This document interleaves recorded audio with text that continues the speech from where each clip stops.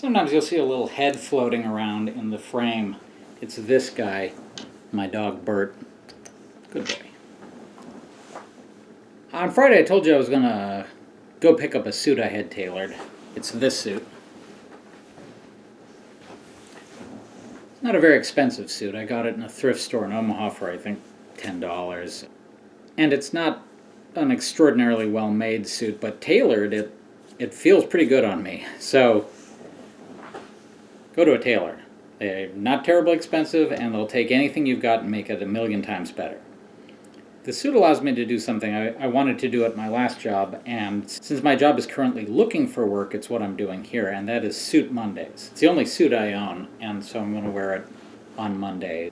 When I get a new job, I will buy more suits, and then I can have Suit Tuesdays and Wednesdays, Thursdays, etc. But for now, Monday is suit day for me.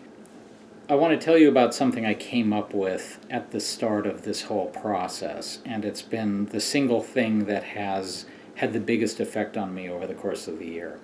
And that's something I call the 100, or since I'm from Minnesota, the 100. It's not complicated, but the whole point of it is to simplify the process of coming up with ideas, because it all starts with ideas. And a lot of people struggle with being creative. Thank you, Bertie.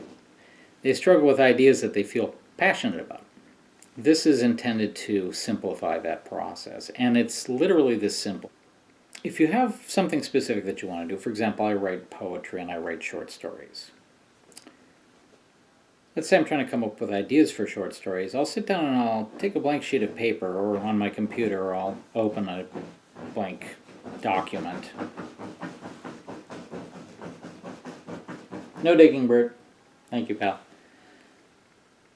I'll open a blank document and I'll just type in the numbers 1 to 100. And then over the course of a couple of weeks to a month, I will fill that in with every idea I can come up with for a short story. And not only can they be terrible, but they should be.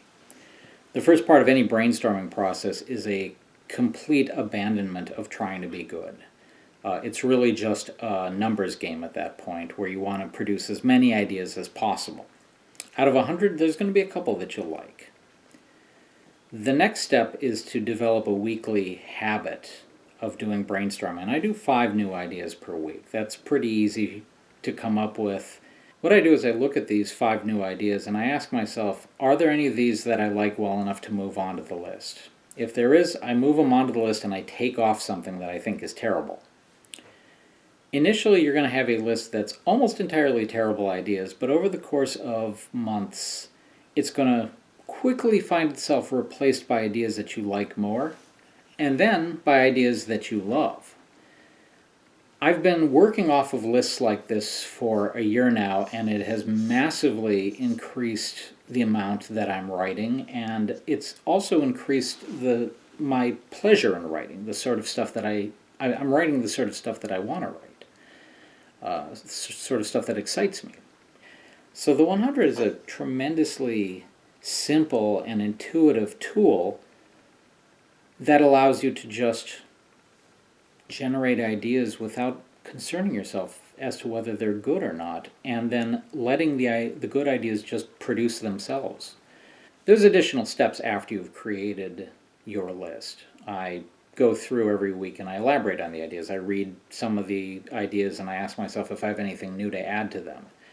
That's a different discussion. That's another step, and I'll discuss at another point. But it begins with just the kernel of an idea, and it can be the smallest thing possible. It can be 2 words.